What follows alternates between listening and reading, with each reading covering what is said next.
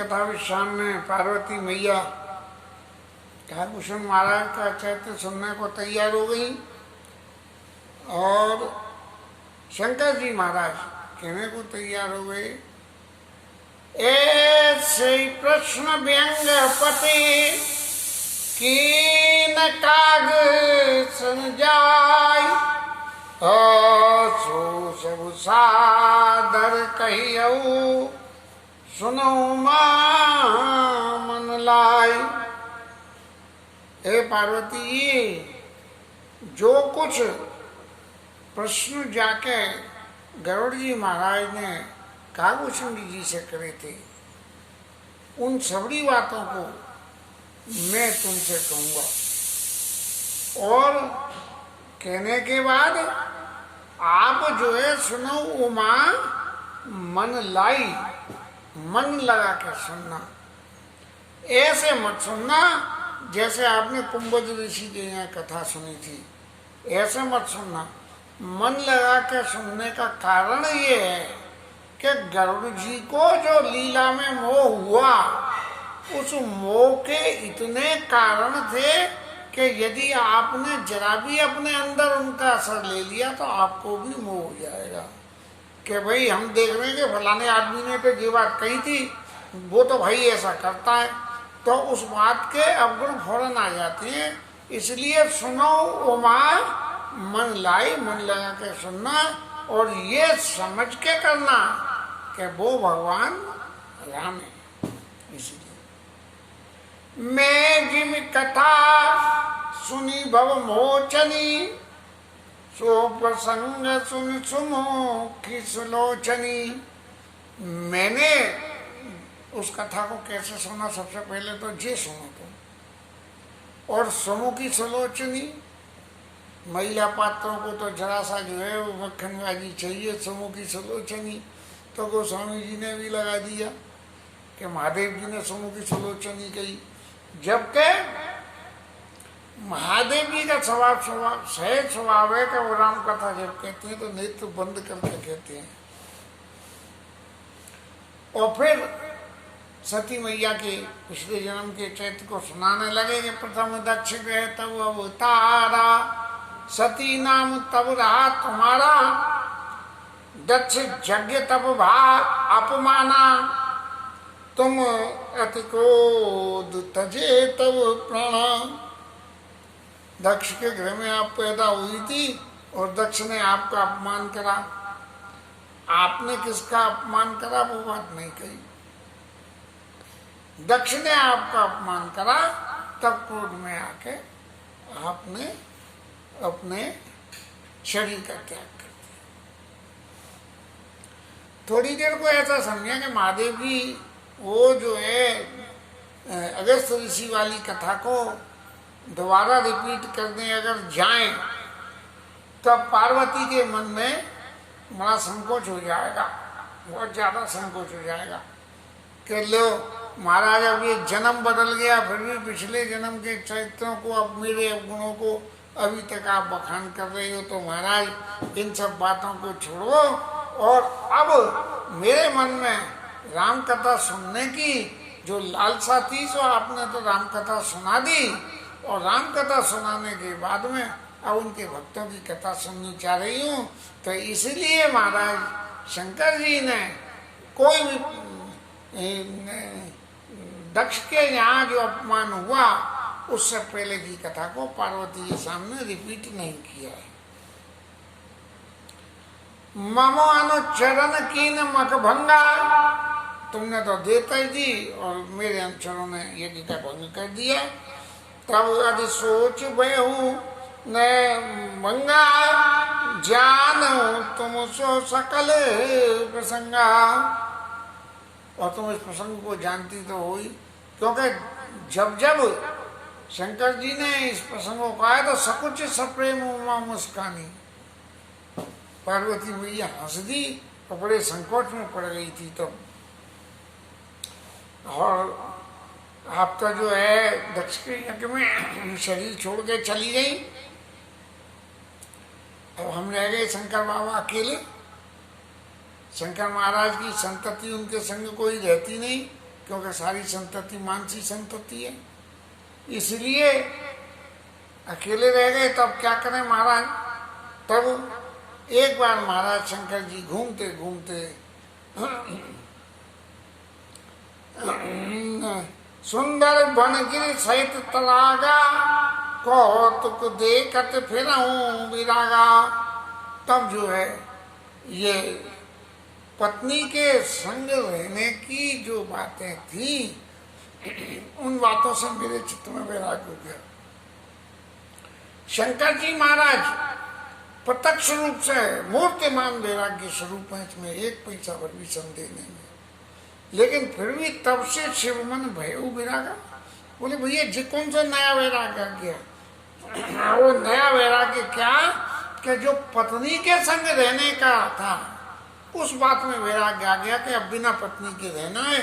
पत्नी के संग रहे तो जो कुछ भी हुआ सो हुआ, लेकिन उन सबके बावजूद भी मेरा मन पत्नी में रम गया।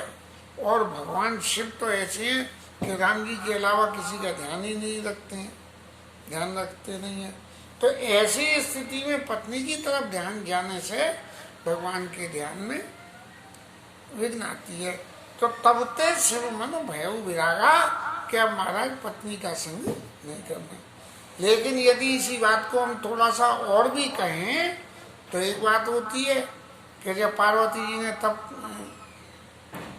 किया और तो बोले महाराज तुमने जब विराग्य तो था ही, तो फिर तुमने ब्याह काहे को कर लिया? क्यों करा ब्याह? ब्याह किस लिए करा? तो ब्याह इसलिए करा था, अब विनती मम सुनहु शिवा। शिव जी महाराज आप मेरी विनती को सुनिए। भगवान कह रहे हैं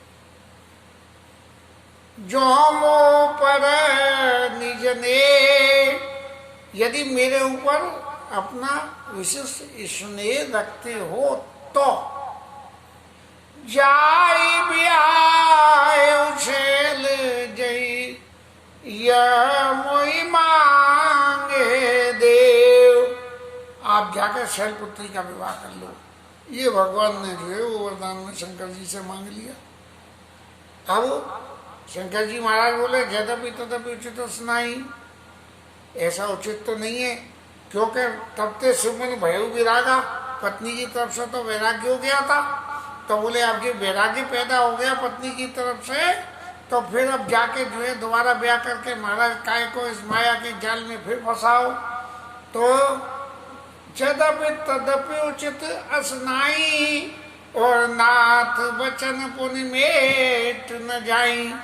और तो महाराज आप तो हमारे सर्वेश्वर हो, इसलिए आपके वचनों को तो हम मिटा नहीं सकते, इसलिए हमें विवाह करना पड़ेगा। ऐसा करके शंकर जी ने पार्वती मैया से विवाह करा। और फिर पार्वती जी से कह रहे हैं कि सती देह तजने के बाद में मेरे मन में वैराग्य पैदा हुआ, और वो वैवाहिक जीवन के संबंध में वैराग्य पैदा हुआ। तब मैं जगह जगह वन जंगलों में सुंदर स्थानों को देखता फिरा कि जहाँ जाके मेरा मन भगवान की भक्ति करने में लगे। और फिर मैं सुमेर गिरी के उत्तर दिशा में, बहुत उत्तर दिशा में सुमेर पर्वत पे मैं बहुत दूर पर गया। वहाँ एक नील पर्वत नाम का शहर है, और गिर सुमेर उत्तर पर दूरी नील शैल, एक सुंदर भूरी बड़ी ऊंची नील पर्वत की एक चोटी है। वहां पे पहुंच गया। तब क्या हुआ, तासु कनक मया शिखर सुहाए, और चारी चारू मोरे मन भाए। उस नीलगिरी पर्वत की 4 चोटियां थी। बीच में जो मैदान होगा, एक इधर से चोटी, एक इधर से, ऐसे 4 कोने होते हैं। और जो चोटियां थी वो बिल्कुल ऐसी चमकती थी जैसे सोने की हो। यहाँ तक है नीलगिरी पर्वत में बर्फ रहती होगी, बर्फ पे जब जब रोशनी पड़ती होगी सूर्य की चमक की, तो वो कनकमयी दिखती है सूर्य की चमक से। तो ऐसा ही शायद हो सकता है, मैंने जितना देखा है। बाकी गोस्वामी जी ने और शंकर जी महाराज ने क्या देखा ये तो कह नहीं सकते। तिन पर एक एक बिटप बिछाला, एक एक चोटी पे एक एक बड़े बड़े पेड़, और पाकर जम्बू रसाल तमाला, 4 पेड़, एक पे पापड़ी का पेड़, एक जामुन का पेड़, एक आम का पेड़ और एक तमाल का पेड़। तमाल से माने सफेद व्यवस्था शायद कुछ होती है तमाल के पेड़ में, वाइट होती है, कुछ ऐसा सा है। मेरे को तमाल के बारे में नहीं मालूम है, कहीं ना कहीं नेट पे खोल के देखूंगा तमाल ट्री नेट क्या कहता है कि तमाल ट्री क्या होता है। तिन पर एक एक बिटप विशाला, पाकर जम्बू रसाल तमाला, पाकड़ी जब आम पापड़ी और जामुन और आम और तमाल। सैलो परी सर सुंदर सोहार, मणि चौपाल देखी मन मोहा। 4 चुटिया और बीच में प्लेन जगह, और वहां पे एक मानसरोवर नाम का, शायद मानसरोवर ही नाम है, नीलगिरी पर्वत पे एक जो है तालाब है, और मणियों की सी चमकती हुई उसकी सीढ़ियां हैं। शीतल अमल मधुर, ये 3 गुणों युक्त जल है। जल जब पुल बहुरंग, और वहां पे जल पक्षी हैं और तरह तरह के, और कूजत कलरव हंस गने, हंस भी है और कू आवाज करते हैं, और गुंजत मंजुल भृंग, और भौरे भी भुन करते रहती है। हाँ, इस तरह का वहाँ जो है वो म्यूजिक चलता रहता है। ऐसे म्यूजिक के जो सीन को शंकर जी महाराज कहते हैं कि जब मैंने देखा, और उसके संग एक आश्चर्य और वहां देखा, तेग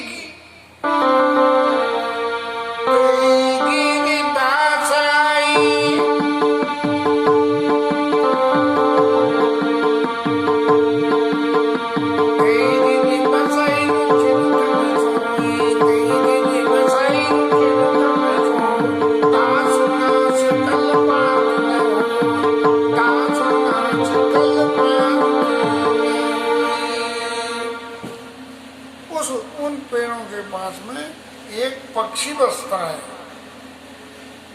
और उसका कभी नाश ही नहीं होता।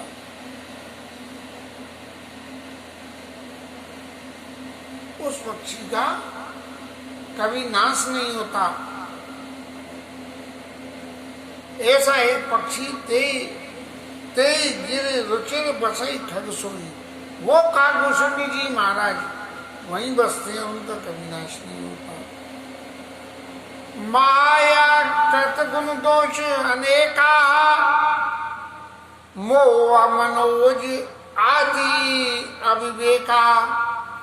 माया से पैदा होने वाले अवगुण, मोह, काम, क्रोध, लोभ, मद, अविवेक, ये कोई कुछ भी नहीं जाती हैं। फिर यद्यपि रहे व्याप समस्त जग माई,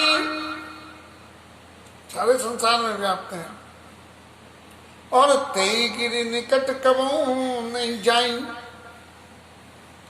उस पर्वत के निकट में ये सारे माया के अवगुण नहीं पहुंचते हैं। तब सिहरी भजई सुने बस हरी भजई जिमिका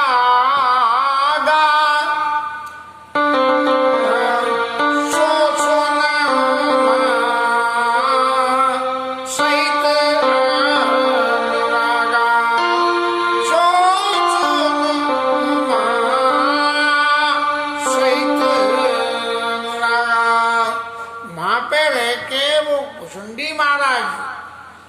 भगवान का भजन करते हैं, लेकिन वो भजन का तरीका क्या है, वो तरीका तो सुनो आप।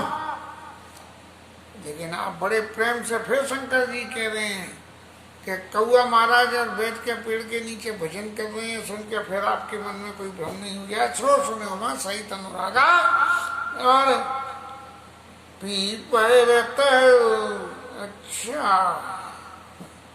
ओहो ये खेल है। पाकड़ी जम्बू रसाल तमाला, तमाल का वृक्ष जो है ये पीपल का होता होगा, क्योंकि पापड़ी आ गए, जामुन आ गए और आम आ गए, तो ये जो है पीपल ही है। पीपल तरु तर ध्यान सो करई, जो पीपल या तमाल का वृक्ष होगा मेरे ख्याल से, तो उसके पास बैठ के काकुशुंडी महाराज जो भगवान का ध्यान करते हैं। और जाप जगे पा कर तर करई, और पापड़ी के पेड़ के नीचे बैठ के जप और यज्ञ, भगवान का ध्यान, ध्यान माने नेत्र बंद करके करना, सिर्फ भगवान ही भगवान दिखे। और जाप माने मुख से भगवान का नाम बोलना, और यज्ञ माने हाथ से कर्म करना, हाथ से पूरा।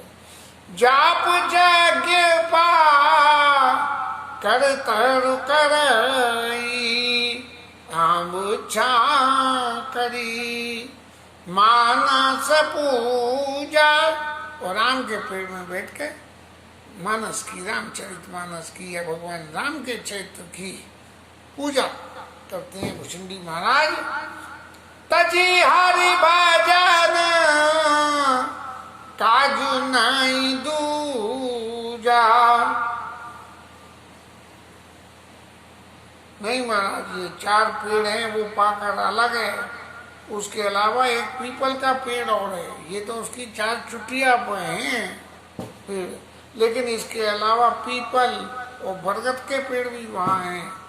तो वहाँ जो है आमुचा कर मानस पूजा, तजी हरि भजन काज नहीं दूजा, भगवान का भजन करने के अलावा उसे दूसरा कोई काम नहीं है। भरतर हरि कथा प्रसंगा आबई सुनाई,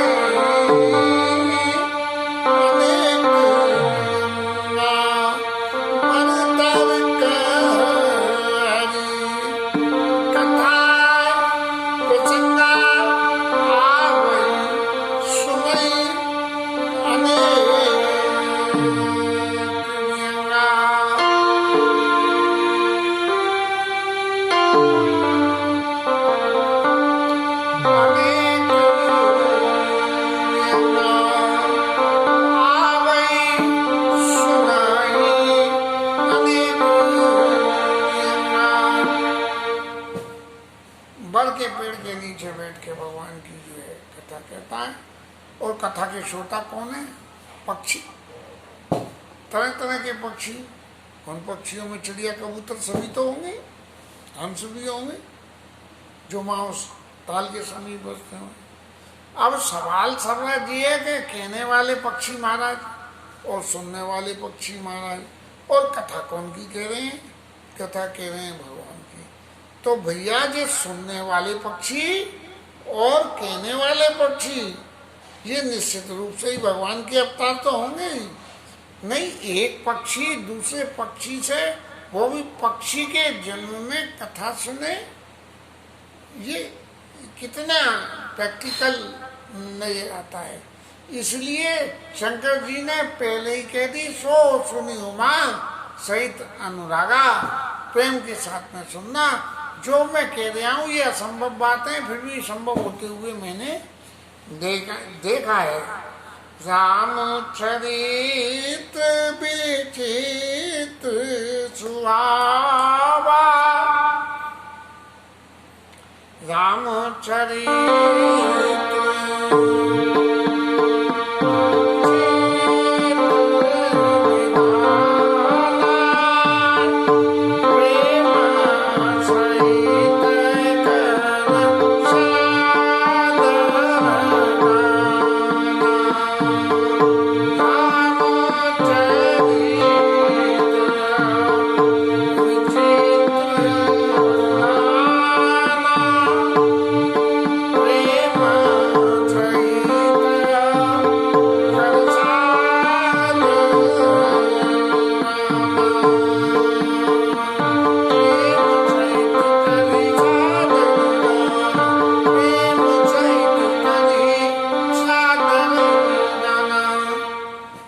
राम के चरित्र को बड़े प्रेम के साथ में, और वो काकभूषुंडी महाराज कहते हैं।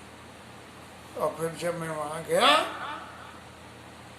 और जाके मैंने वो दृश्य देखा, तब मेरे हृदय में तो ऐसे आनंद की सीमा ही नहीं रही कि क्या देख रहा हूं मैं। इंसान तो कथा सुने नहीं सुने, यहाँ पक्षी सुन रहे हैं और इंसान कह नहीं के पक्षी कह रहे हैं। ऐसी व्यवस्था को देख के शंकर जी महाराज का मन वहां अटक गया। अब शंकर जी महाराज तो भगवान राम की कथा के रसिक के सुनने को मिल जाए। जैसे किसी आदमी को खाने का बहुत शौक हो और मनपसंद कोई चीज उसे कहीं रास्ते में भी दी जाए तो न रुक जाओ, भाई हम ये तो खा लें, अरे बड़ी बढ़िया है। ऐसे ही शंकर जी महाराज की रुचि है कि जहाँ रामचरित्र मिल जाए वहीं जो है ठिठक जाए और रामचरित्र को सुनने लग जाए। ये स्थिति संकादिक ऋषियों की है। तो इस तरह से शंकर जी महाराज ने जब ये दृश्य देखा और दृश्य देखने के उपरांत जो हृदय में संतोष हुआ, तो शंकर जी महाराज ने कही क्यों ना हम भी कथा सुन लें। लेकिन जब कोई मनुष्य रूप रख के वहां जाएगा तो पक्षी तो उड़ जाएंगे, पता नहीं कौन है ऐसा समझ के। इसलिए शंकर जी महाराज ने क्या करा कि हंस का शरीर धर दिया। कैसे? तब कछु काल मराल तनु। हंस एक ऐसा पक्षी है जो वेजिटेरियन है। हंस नॉनवेज नहीं खाता है, और तो बहुत से पक्षी खाते हैं लेकिन वो नहीं है। इसलिए हंस शरीर रख लिया कि हंस शरीर से सब ये समझेंगे कि हाँ ये वेजिटेरियन महाराज हैं, हम किसी पे हमला नहीं करेंगे। यद्यपि वहाँ जो तरह तरह के व्यंग आते होंगे वो चाहे किसी भी बिरादरी के होंगे, लेकिन होंगे सब वेजिटेरियन। तब का चुकाल मराल तनु धरता कीन निवास, वहीं पे बस गया जाके। और सादर सुनि रघुपति गुण पुनियायऊ के ला। बस वहां पे भुजंडी महाराज से भगवान राम की कथा को सुन के और फिर मैं कैलाश पर्वत पे लौट के आ गया। मैं शायद कुछ गलती कह गया। ये नील शैल पे और कैलाश पर्वत में फर्क है। मानसरोवर कैलाश पर्वत पे और नीलगिरी पर्वत उससे कुछ थोड़ा सा अलग है। इस तरह से महादेव जी ने पार्वती मैया को समझाने के लिए इतनी सारी बातें कही, और इसके आगे की कथा महादेव जी कल कहेंगे, जिसका आनंद लेंगे। तब तक हरि नाम कीर्तन। Hare